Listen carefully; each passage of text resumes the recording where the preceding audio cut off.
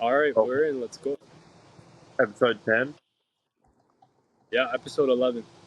episode 11. Episode 11. Let's go. So, you mentioned earlier that you wanted to talk about some books that have honestly helped you out in seeing your more so vision and also helped you more so craft your path throughout your journey as well. Could you repeat the first part of your thing? Sorry,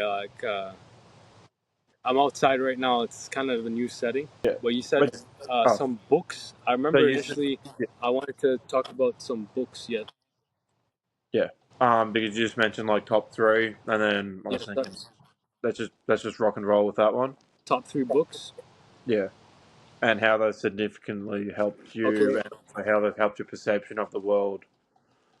Plus, also how have Yeah. they, Sure. how's the application of the books helped you throughout your journey? Sure. 100%. So I guess starting off, like the first, I would say most impactful book that I read. And this is actually a book that we were supposed to read in high school. It's called The Alchemist by Paulo Coelho. So, The Alchemist is basically a story, or I would say more of like an allegory. An allegory being like a story where like you have like symbolic value and significance to like the character, the plot, that sort of thing. So the basic idea behind that book was just following what's meant to be for you and like finding out what's your destiny in life, what's your journey in life, without specifically forcing things. Doing things by your own hands, like or like really like playing with your destiny itself. Because I feel like when certain parts of my life where I made some decisions, I feel like I was going against myself and also going against kind of like the path that I was meant to be on. So it's kind of like you're going off script in a way, right? Yeah, And that's not a good thing. Like you don't want to be somewhere where you're not meant to be, because you could just be delaying your success, for example, or delaying the good stuff that was meant to happen to you, kind of. You know what I mean? So it's kind of like the same yeah, concept. Like the boy, he ends up going to a market, meeting new people, finding his path, his journey, right? And then he reaches like a place where there's water, and then he sees his own reflection, and like you see like that in and of itself. He's looking at your own reflection in clear on a clear surface of water is like representative of, you could say, two visions of yourself. Either you're narcissistic, basically you like yourself too much that you get caught up in your own illusion or your own delusion, because like you think you're doing things, you know you just like looking at yourself in the mirror, right? It just feeds your own ego in a way, because you're like, there's no one better than this guy in the mirror. Like there's nothing. But at the same time, you're blinded by the mirror because you don't see the defects. You don't see what you can work on further. You don't see what's meant to be later if you had really like humbled yourself in front of that mirror and seen, okay, yeah, but I still have like a part of me that like I can work on, and I don't have to be facing that image of my or that reflection of myself in the mirror every day to know that I have to work on that. I can just go and work on it. And it could be as simple as a skincare routine, right? It doesn't yeah, have to be like, oh yeah, I gotta look this lean or look this big and go to the gym, because that's like never ending. Like, you ask guys that like gym lifters and like even like street workout guys and everything, they're gonna tell you that like this whole like fitness thing is never ending. You're always going to be improving because you're never satisfied, right? yeah, And that's because you kind of feed into your ego, right? Like you're never like content with where you are now. And sometimes in life you have to have like those pauses that you have to be like, oh yeah, let me just take it on all in for a moment and be like I'm actually here now.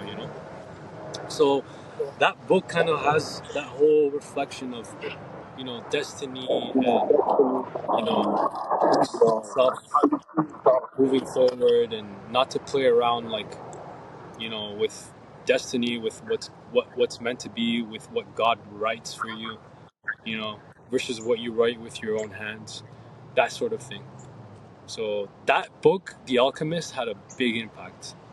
I don't know if you've ever read that book, Denyon, but or heard of it, but yeah, I've heard of it, I haven't read it. yeah, yeah. You should probably like. I'll give it like a 10 out of 10, man. It's honestly an amazing book. But it sounds that it has a lot more like alchemy within your own personal self and how you need to build up certain elements to create like more so the perfect sort of potion. Right. And it also seems like, how you mentioned also you got to keep your dark side in control with your ego, depending on how your ego is perceived and how you portray Yeah. your image, as well as how you can check your darkness as well as keep it in check. That's honestly what it sounds like as well. How you mentioned with the gym lifters, the egos, Right. and also keeping on your destiny. It sounds like you got to keep all that aligned, and you can't really. You can stray away from the norm for only so long, but also you've got really only so much time you can keep in that straight line before your path changes and diverts and goes up. Yeah, Yeah. Exactly.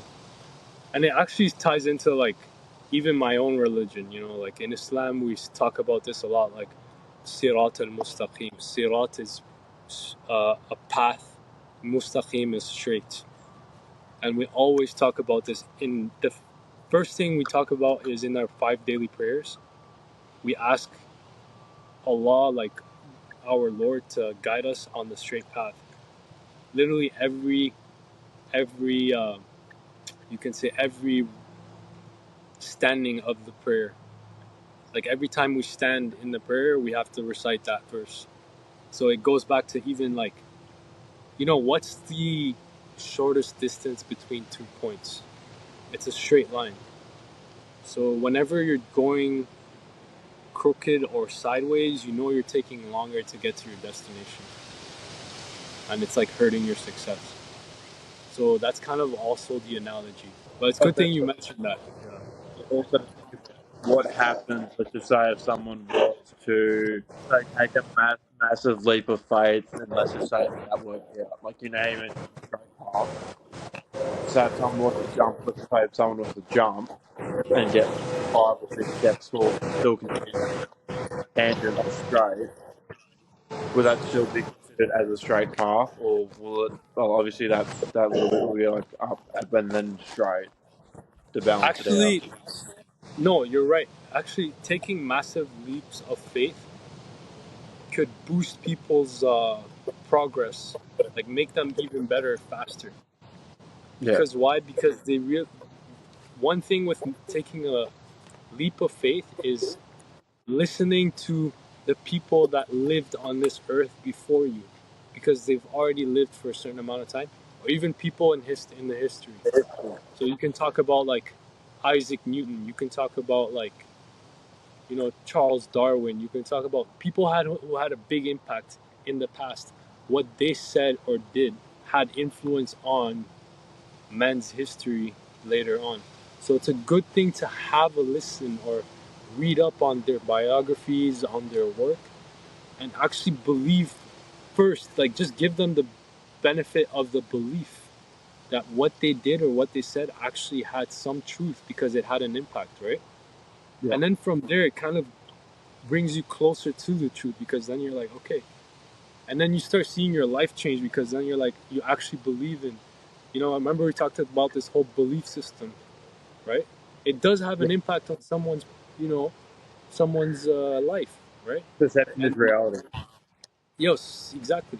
So believing in the people before you, even your own parents, believing in their words and their actions and doing them is a leap of faith, because you're not doing things yourself. Like, imagine you were born into this world on an island, right? There's always that example, and like there's no one around you. There's no books. There's no record. There's no evidence of people who lived before you. You're the first one here.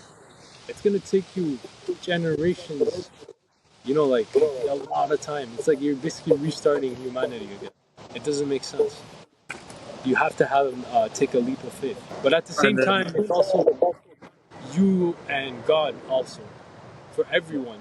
Like on a personal level, it's you and God. Like people can give you advice, people can give you guidance, people can give you like their thoughts, even their prayers, but it's still up between us and God in the end. Like, accountability already started, right? Like we're literally being judged by him like every second, every minute because of the time and the space that we're living in this existential plane, you can say. It's pretty interesting. but that's all a part of the spiritual journey, though, and that's also not just completely a straight line. Like if you Exactly. just, it's very much not a straight line unless you just don't grow and evolve. Yeah. Yeah, and that's part of like that book too, is that it has a lot of mysticism, it has a lot of spirituality in it too, because like the main character also takes massive leaps of faith, and like his belief, like his belief system is always like you know put it put to the test to see if the character is going to turn out the way it was meant to be. Yeah, So yeah, but I then have a at just the end of your path is always what you're meant to be. exactly. Yeah, I had a question, Denyin. What book had the biggest impact so far in your life? Like at least Um, recently you've read. I haven't read books in a while. It's just Okay, at because least the biggest one in the last like 5 years, or even like your honest, life. honestly, still Extreme Ownership by Jocko Willink, just because it took me to take more of a like extremely responsible approach to life. Like literally, you'll at the end of the day, like because I was meant to join the army at one point, but it's like you're every, in like even the business world, relationship, like that sort of stuff. You're literally around you. Your perception changes literally around you as soon as you start to be like, if I take in this risk, I have complete control of my life. Like I'm not just in a win. I can completely live my life and stay completely broke or be completely like super rich depending on what leaps I want to take Hmm. or how will this leap help me by delegate or let's just say not even delegate the situation through like other means, but it's still just saying that you're responsible for other people, you're responsible for everything in your life. And there's also even small stuff on like field missions, like basic strategy and even other principles that have helped me out like exponentially in business and like in the business world with clients. Like just because you got to keep your eye on the ball. If you don't, it's just gonna either a overlap you or you're just gonna like you'll be better off trying to overlap that and be like over prepared, but not to such a state that you're complacent. You're better off being like I reckon in some circumstances you're better off being underprepared because just the skills you can learn along the way about the aggressive approach as well. Just more so just taking ownership of everything in your life and what from how well, but then once you do it, it's really bad and but you've got to try, you know, let's just say mitigate. Exactly, makes sense. You mentioned you wanted to basically join the Navy SEAL. I remember like I I, had the same kind of I wanted to be, endeavor. not the seals, I be more so. Yeah, seals was earlier on, but I also wanted to be what is it?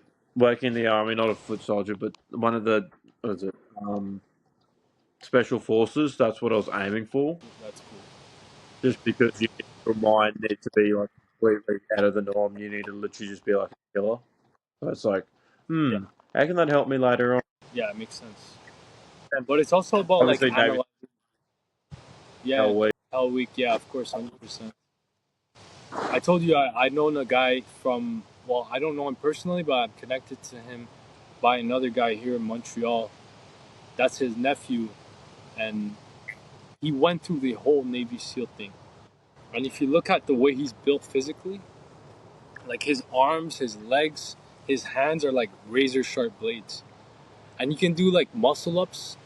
Like literally, his muscle up is like his feet are basically on the bar when he's pulling himself up, like doing the muscle up.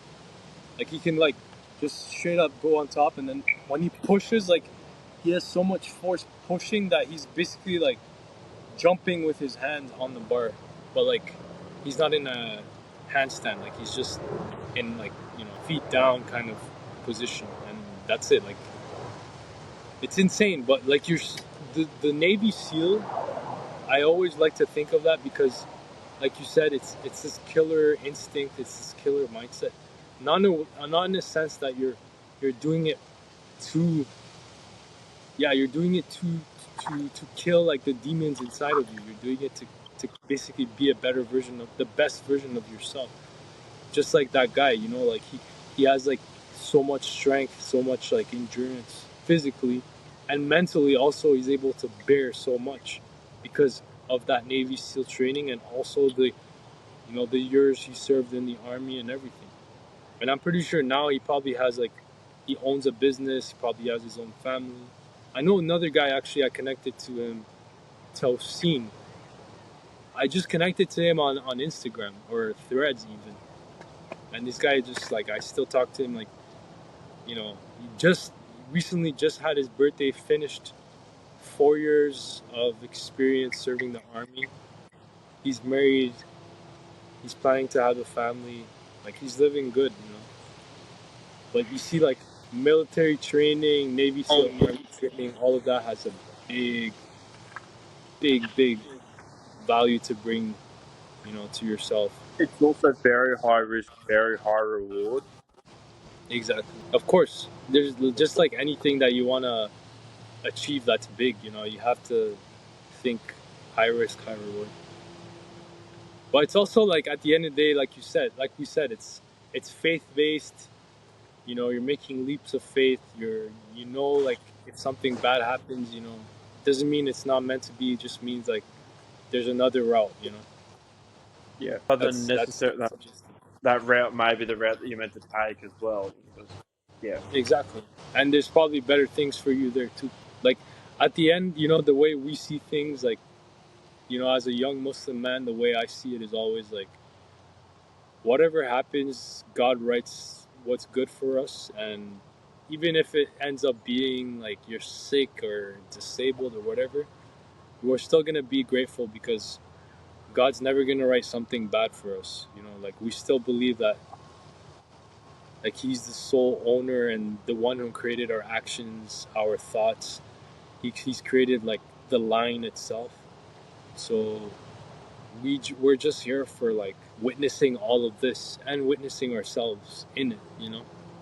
yeah, It's kind of like that whole actor versus witness duality. yeah. Like am I I know, acting or am I witnessing? Am I a spectator or am I the actor in the movie kind of? but we've all got our own acts, and we've all got our own like witnesses, and everyone's own in like everyone sort of act though. Yeah, but I'm Even saying if it's just just background character, we still got our own little play that we can play in their version of reality. Even if it's very, very minor, or even just that one little bit just slightly brings them over the edge. It might just be, right. it's like the impact of it all, like the impact of like the actor and the witness. I like to see things like, well, because I'm still young. Like to be fair and honest, I'm still young. I'm still acting because I still make mistakes. I feel like the parts and points of our lives when we're acting is when we make a mistake, Yeah, right? But when you have that full self-awareness and that full like consciousness of like it's actually God who's doing the act, not us. We're just witnessing. Then we realize like, okay, I should be behaving this way and I should be saying it that way and I should be acting this way and not doing it from my own, emotion or instinct and all that. Because you're doing it that way, you're making a mistake, you're acting. But when Yeah. you're doing it in the way that, for example, Jesus wanted to do it, or Prophet Muhammad, or even some influencer that you follow, like a businessman, I don't know, like David Goggins, you're actually witnessing yourself acting the way he would be acting. You see what I mean? Because you're seeing the results. Yeah, As you mentioned earlier, like you got to take that leap of faith to download other people's programming and see if it works. exactly. But it's also like when you're around them, when you're just talking to them, you kind of already have that influence, you know? Because it's also like a kind of like a bounce, bounce, bounce off of someone effect, kind of thing. Yeah. So like the frequency, Yeah, the is frequency like thing. along. It's pretty cool. Also, How are we doing on time? Okay, we still got 7 minutes. That's good. yeah, because the frequency is really just what you frequently see at the end of the day. It's like, what's your version of reality? What do you frequently see, and also how can that affect you more so like later on? Yeah, And also, will they go up, down, left?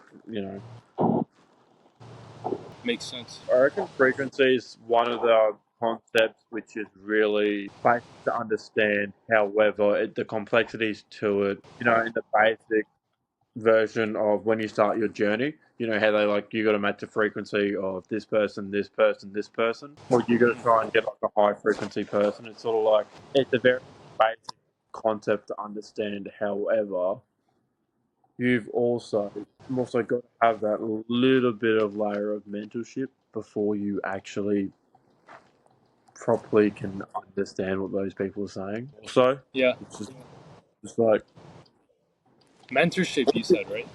yeah, Yeah, because that makes extra bit of mentorship brings you like multiple layers, leaps, bounds in front of other people, and you get a version of reality that not too many people get to see. I agree with that 100%. And it's so tinkered as well. It's so tinkered towards you. Yep. I'm talking even mentors that are like about to retire. Mentors that are in their 60s. Just talking to them, having a conversation with them gets you forward, leaps and bounds ahead. Literally, just go to a retirement home and talk to everyone there. Then that's going to get you leaps and bounds forward You because know they've where lived. I live here in Montreal, Wafran, there's so many people that are basically retired. And like I just go outside, say hi to them, talk to them for a bit. And just like the whole outlook that just when they talk to me and they see me, like once I walked out, I was on a Friday prayer, right? Wearing my jalaba. And Yeah. then this lady, she saw me wearing it. She's like, she just wanted to talk to me. And then she's like, she's a lot older than me, obviously. But then she's talking to me. She's like, yeah, where you headed? I'm like, yeah, I just came back from the mosque. I'm headed home. And she's like, yo, you're dressed that way and you come back from the mosque. It's so beautiful and everything. I'm like, yeah, yeah, yeah. I had to go pray Friday prayer. And she's like, wow, you pray Friday prayer. That's amazing. And she's like, I'm getting a lot older. I'm in that phase of my life and everything. Like I've done everything. I have a granddaughter. I have a daughter. I have a son. I raised like two generations. I'm already set for going back to She's basically telling me that. I'm like, it's totally fine. Like everyone has a point in their lives where they have to start thinking about where they're headed after. And then I told her about like kind of like my religion, what's my name, and everything. And then she got super interested. She was super happy. And at the end of the day, it's just the act of smiling and the act of like talking to her and like kind of like seeing how she responds to me and like learning myself through her and also learning her through myself, kind of the back and forth frequencies. But that's just one encounter. There's so many encounters that I've done, old couples in these retirement homes, like, and they're just like at the end of their lives, like that's it. And they're enjoying it. No stress, no like anxiety. Because you'll be vicariously living through your grandkids or your kids, or because you don't want their whole life to just become a catastrophe. Like That's what a lot of the older generation say. Like they're more concerned about their kids and their grandkids and what they're more concerned about their own life. Yeah, I mean, at the end of the day, like the whole point, one of it's. I feel like doing things for productivity versus doing it for productivity and purpose. You know, like you have to kind of see the real big picture here.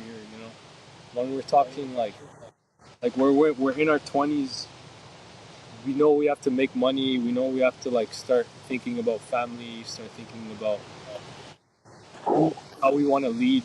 You know, how we want to raise, what kind of business, what kind of impact to, how we want to shape our world, where the world is headed, even, you know, and how we're gonna shape it going forward. These are like super big and important questions that we're answering like in our podcast.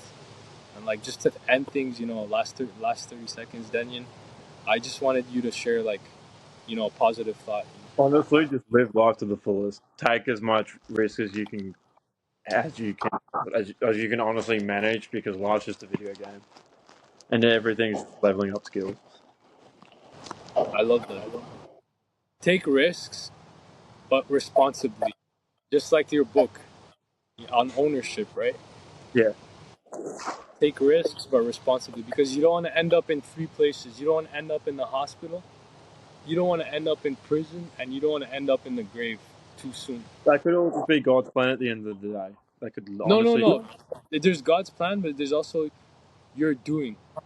If you do things by your own hands and you end up in the grave too early, that could be like committing suicide. And you know, in Islam, committing suicide is like a ticket to hell. It's crazy, but that's one thing. But I'm not gonna say like, I'm not gonna judge other people how they did, because everyone is like according to how they know, yeah. according to what they know. So I'm just saying it from like for myself. Like suicide is a ticket to hell. Don't do things with your own hands and don't kill yourself. Like take risks, definitely responsibly. You have to make trade-offs. You have to, you know, obviously to make an impact, but do so responsibly. I got slapped in the face, you know, when I did mine, but now I learned, you know. Now I learned. What happened to you? What's up? What happened to your? Let me just end off the episode. All right, episode 11, that's it.